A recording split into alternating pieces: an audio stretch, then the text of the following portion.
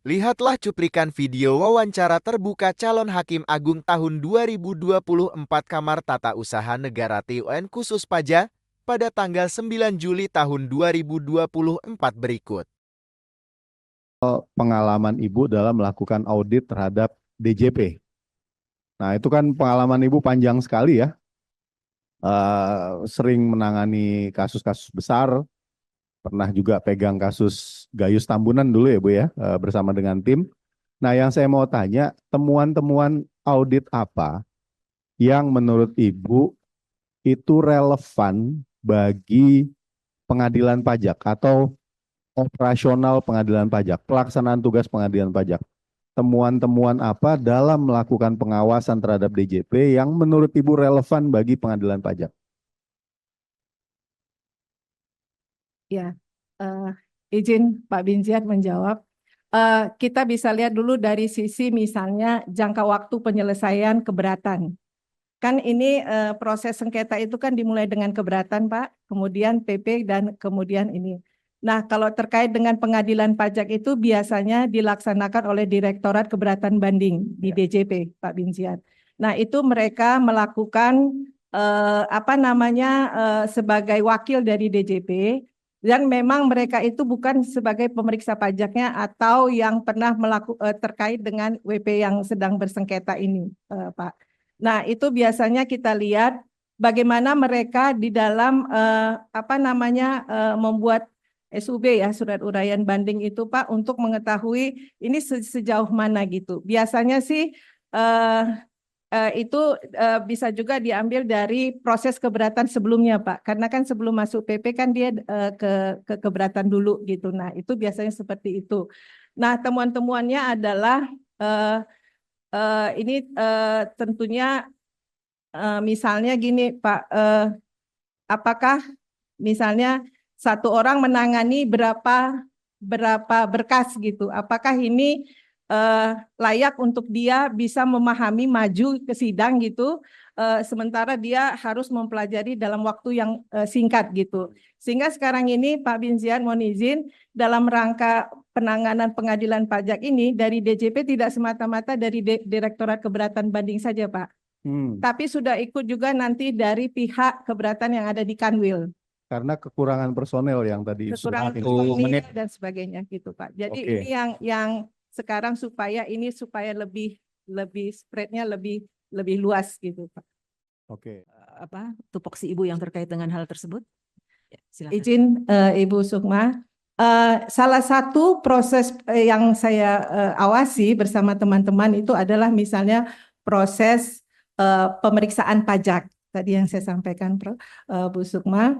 Nah, kalau dari hasil pemeriksaan pajak dari hasil audit kami begitu Bu terhadap proses pemeriksaan pajak ini memang kalau kami memeriksa itu kami melihat apakah misalnya ada dari sisi administrasinya Bu. Semisal seperti ini.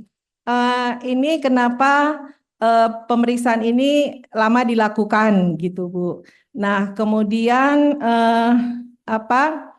kami juga melihat bagaimana pemahaman si pemeriksa pajak ini terkait dengan yang dia kerjakan begitu Bu. Nah, ini tentunya menjadi rekomendasi kami Bu, misalnya kalau itu dilakukan perbaikan dan biasanya ini kami kepada ujungnya nanti kepada pimpinan dari kantor itu Bu, untuk misalnya melakukan pembinaan kepada pegawai terkait begitu Bu, dan juga bagaimana dia si pimpinan ini melakukan monitoring terhadap kegiatan bawahannya sehingga ini hasilnya bisa lebih baik lagi dari sisi substansinya, Bu.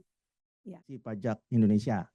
Kami akan tanyakan dua hal kepada Ibu, karena Ibu saudara calon adalah pejabat aktif di Kementerian Keuangan. Ya, kami akan fokuskan kepada dua klaster. Klaster yang pertama adalah karena Ibu adalah pemeriksa pajaknya pemeriksa, gitu ya. Nah, jadi kami akan bertanya mengenai pemeriksaan pajak. Ya, mungkin Ibu paham ya Bu ya, hukum acara pemeriksaan pajak. Saudara calon paham? hukum acara pemeriksaan pajak yang diatur di dalam pasal 31 ayat 1 dan 2 Undang-Undang KUP, Jungto PMK 17 2013, Jungto PMK 184 2015, Jungto PMK 18 tahun 2021. Itu hukum acara pemeriksaan pajak. Nah, itu yang kami mau tanyakan pertama, nanti baru hukum acara PK-nya, ya. Oke, yang pertama kepada saudara calon, ketika dilakukan pemeriksaan pajak, ya, ada hukum acara yang mengatur antara lain pengujian dan pembahasan. Salah satunya yang telah jelas diatur adalah jangka waktu pengujian. Misalnya disebutkan di dalam PMK 6 bulan jika tidak ada perpanjangan. Dan 2 bulan untuk pembahasan akhir. Nah, yang kami ingin minta pendapat saudara calon, karena ini nanti diperiksa di Mahkamah Agung ketika saudara calon jadi Hakim Agung Kamar Tun khusus pajak. Ketika jangka waktu pengujian lewat 6 bulan dan ketika pembahasan akhir lewat 2 bulan, tidak ada perpanjangan. Menurut saudara calon, ya, sesuai dengan pasal 31 ayat 2 Undang-Undang KUP dan turunannya, apakah hal tersebut dapat dibenarkan? Atau apakah hal tersebut dapat membatalkan SKP atau STP? Karena ada pendapat hakim, beberapa hakim, bahkan hampir semua hakim di pengadilan pajak berpendapat itu dapat dilanggar karena tidak ada sanksinya. Tidak ada dalam KUP, Undang-Undang KUP maupun dalam PMK sanksinya. Yang kami ingin tanyakan, apakah dalam pemeriksaan pajak melanggar undang-undang itu dapat dibenarkan? Dan mohon saudara calon kaitkan dengan pasal 31 ayat 2 sehubungan dengan pemeriksaan ulang. Ya. Nah, itu yang pertama. Yang kedua, saudara calon paham mengenai pemeriksaan QA atau Quality Assurance. Ketika tim peneliti atau tim Quality Assurance pemeriksaan menerbitkan risalah, apakah menurut saudara calon risalah itu mengikat di persidangan? Mohon saudara jelaskan. Ya. Nah, itu mengenai pemeriksaan pajak. Yang ketiga, dalam proses pemeriksaan pajak, menurut saudara calon, ya, apakah pemeriksa pajak itu hanya tunduk kepada Undang-Undang KUP dan turunannya, tapi tidak tunduk pada Undang-Undang Administrasi Pemerintahan? Saya mau sampaikan lagi fakta di persidangan di pengadilan pajak, bahwa banyak hakim yang hanya memeriksa tunduk pada Undang-Undang KUP saja. Undang-Undang 14 tahun Undang-Undang Administrasi Pemerintahan itu dikesampingkan. Apakah saudara calon sepakat dengan itu? Ya, itu mengenai hukum acara pemeriksaan pajak. Yang kedua, mengenai hukum acara PK. Ya. Saudara calon mengetahui bahwa ada stigma di masyarakat yang mengatakan bahwa hakim PK dalam membuat putusan itu cuma kopas saja. Karena apa? Putusannya rata-rata 6 sampai 8 halaman. Ya.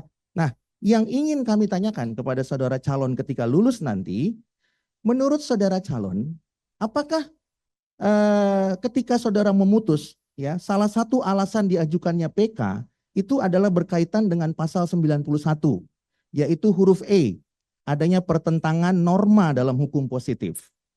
Yang kami ingin tanyakan, berarti ketika PK diajukan berdasarkan adanya pertentangan norma dalam pasal 91 huruf E, Undang-Undang Pengadilan Pajak, artinya ada salah penerapan hukum.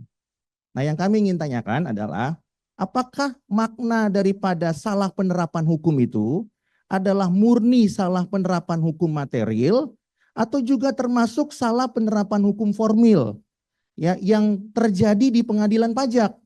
Misalnya ya, hakim pengadilan pajak menolak memberikan kesempatan para pihak untuk mengajukan ahli dengan alasan kami ini kan sudah ahli, jadi Anda nggak perlulah mengajukan ahli.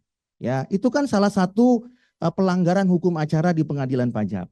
Nah, kalau dikaitkan dengan alasan PK dan saudara calon jadi hakim yang akan memutus, apakah maksud dari pasal 91 huruf E itu adanya pertentangan norma, termasuk di sana adalah salah penerapan hukum material atau juga salah penerapan hukum acara formilnya di pengadilan pajak, termasuk salah penerapan hukum di pemeriksaan pajaknya. Ya, karena semua perkara yang bermuara di PK itu berasal dari pengadilan pajak, baik itu perkara banding maupun perkara gugatan dan juga berasal dari hasil pemeriksaan pajak. Ya. Nah, kenapa kami Waktunya sampaikan? ya. Terima kasih. Karena apa kami sampaikan? Karena ini sangat penting untuk diberikan jawaban. Ya, terima kasih saudara calon. Terima kasih panelis. Terima kasih. Ini dua tapi ada Bapak dari cabang-cabangnya ya. Dari Pulau dulu selesaikan. Iya. Ya. Selesaikan dulu ya supaya punya kesempatan semua. Oh, Izin selamat siang Ibu. Saya Eka dari LAIP Lembaga Kajian dan Advokasi Independensi Peradilan. Pertanyaan saya buat singkat dan simpel saja. Pertama adalah kebetulan kami saat ini sedang melakukan riset terkait dengan reformasi pengadilan pajak melalui penyatuan atap. Dan salah satunya adalah kami coba untuk melihat bagaimana isu-isu atau masalah-masalah krusial yang saat ini sedang dilakukan transisi begitu dari Kementerian Keuangan ke pengadilan pajak. Nah, pertanyaan pertama adalah bagaimana mungkin Ibu sebagai calon hakim agung khusus pajak itu melihat proses transisi atau penyatuan atap pengadilan pajak ke Mahkamah Agung. Jadi secara kelembagaan, hukum acara dan juga SDM dan lain sebagainya. Itu pertanyaan pertama. Dan kedua adalah kami ingin tahu perspektif Ibu terkait dengan tujuan daripada pengadilan pajak. Apakah pengadilan pajak itu berperspektif untuk memastikan pendapatan negara lewat pajak atau dia sebenarnya memberikan keadilan bagi wajib pajak. Mungkin sekian, terima kasih. Silakan Dokter. Oh masih ada satu.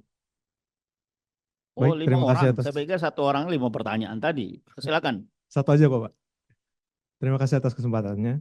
Perkenalkan, nama saya Richard Pangaribuan. Saya perwakilan dari wajib pajak PT Surya Bumi Sentosa. Pertanyaan saya adalah, Ibu kan mencalonkan sebagai hakim ya Bu.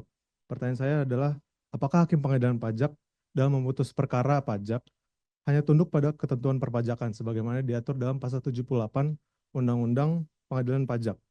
Mohon Ibu kaitkan juga dengan pasal 10 Undang-Undang Kekuasaan Kehakiman yang memberikan kewenangan kepada hakim untuk menggali nilai-nilai hukum lain selain daripada hukum pajak. Itu, terima kasih.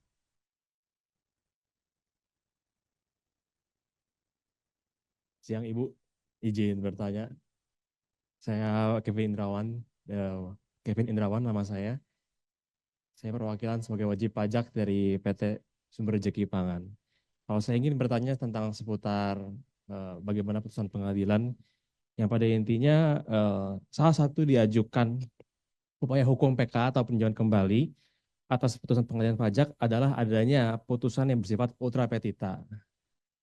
Nah, tolong Ibu jelaskan alasan peninjauan kembali dengan putusan ultra petita berdasarkan pasal 91 huruf C dalam Undang-Undang Pengadilan Pajak dan juga dikaitkan dengan pasal 80 ayat 1 huruf C Undang-Undang Pengadilan Pajak tentang menambah pajak yang harus dibayar. Mungkin cukup segitu. Terima kasih, Bu.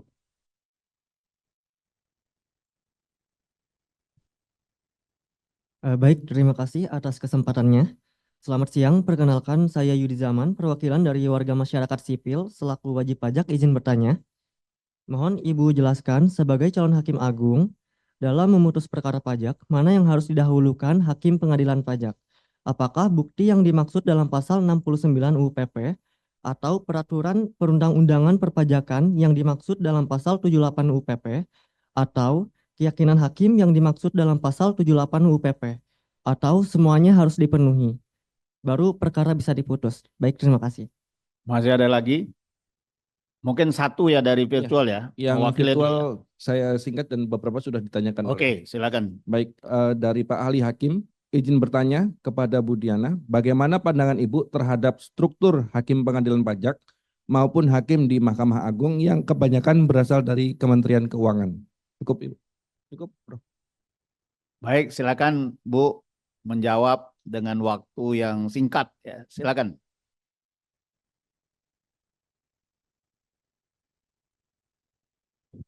yang terhormat Bapak Alessandro Rey, ini saya coba catat, mudah-mudahan saya tidak salah menangkap ya Pak Alessandro ya.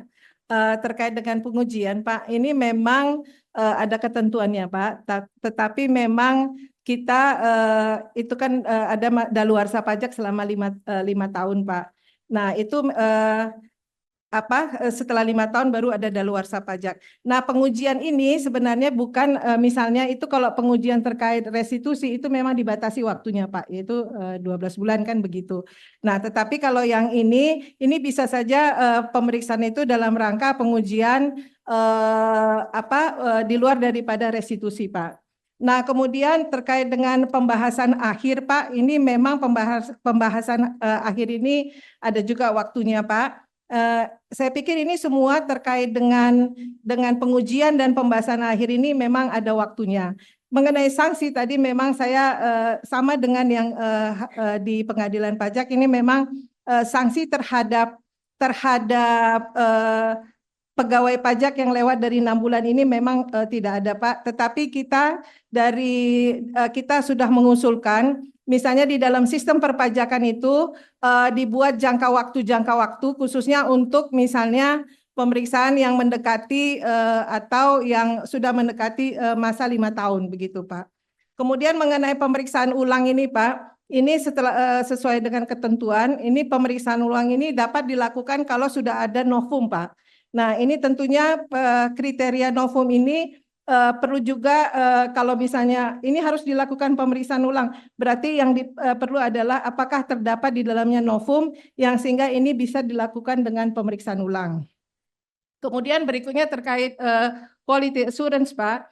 Ini memang quality assurance adalah semacam mediasi gitu, Pak, ya, antara wajib pajak dengan pemeriksa pajak. Tapi memang sifatnya bukan sebagai penentu, Pak. Penentu bahwa ini merupakan hasil akhir ini adalah sebagai SKP-nya, tidak, Pak. Karena ini kembali lagi kepada hubungan antara wajib pajak dan pemeriksa pajak dalam lingkup waktu kegiatan pemeriksaan pajak yang dilakukan oleh tim pemeriksa pajak. Kemudian pemeriksa apakah KUP dan turunannya atau melihat dengan peraturan lainnya, ini saya berpendapat karena pajak ini ada lex spesialis, Pak, maka yang menjadi pedoman bagi dalam rangka di dalam administrasi pajak ini tentunya berpedoman kepada undang-undang perpajakan. Kemudian lanjut bagian 2. Hakim PK hanya kopas. Ini mohon izin Pak Alessandro Rey, saya nggak tahu apa maksudnya. Apakah ini memang karena template-nya yang memang kan sudah ada format format putusan yang ada di dalam perma. Tetapi kalau menurut saya ini tentunya di dalam itu walaupun singkat saya beberapa kali membaca itu tetap ada pertimbangan hukumnya. Jadi ada pertimbangan hukum kenapa Hakim Agung memutuskan amarnya seperti ini, mengabulkan atau menolak. Nah, kemudian mengenai pasal 91E yaitu adanya perbedaan penerapan ini memang 1 menit. Di dalam PK ini memang ada di dalam penjelasan Undang-Undang Pengadilan Pajak, memang PK itu adalah melihat dari 2 aspek, satu aspek juridis dan satu aspek fakta-faktanya, Pak. Jadi tidak murni bukan hanya sebagai judex juris juga, tapi judex faktinya juga. Itu ada di dalam penjelasan Undang-Undang Pengadilan Pajak. Kemudian Hakim PP sudah ahli kalau alasan PK. Kalau mengenai Hakim PP apakah mengizinkan atau tidak ahli, saya pikir ini kan bisa diajukan ke pengadilan pajak. Tentunya kan di sini pihak pemohon banding atau pihak penggugat bisa mengajukan ahli. Waktu habis. Saya akan menyimpulkan pendapat calon Hakim Agung tersebut. 1. Masalah dalam penegakan aturan perpajakan. Pegawai Kemenkyu cenderung menormalisasi pelanggaran prosedur pemeriksaan pajak. Sanksi internal dianggap cukup untuk pelanggaran, mengabaikan sanksi hukum yang lebih luas. Pegawai Kemenku seharusnya tunduk pada berbagai undang-undang sebagai pejabat publik, bukan hanya UU Perpajakan. 2. Sikap calon Hakim Agung Mahkamah Agung Tata Usaha Negara Khusus Pajak. Mereka seolah membenarkan pelanggaran aturan perpajakan oleh pegawai Kemenkeu. Sikap ini bertentangan dengan pasal 23 AUUD tahun 1945 tentang pengaturan pajak.